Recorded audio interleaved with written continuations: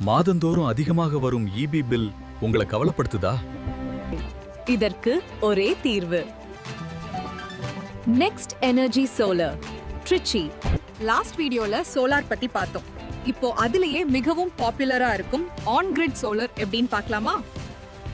On grid solar சிஸ்டம்னா உங்க வீட்ல solar power generate ஆகும், அதே டைம்ல இபி கிரிட்க்கும் கனெக்ட் ஆகும். பகல் நேரத்துல அதிக பவர் ஜெனரேட் ஆச்சுன்னா உங்க பயன்பாடு போக மீதிய பவர் இபிக்கு போயிடும்.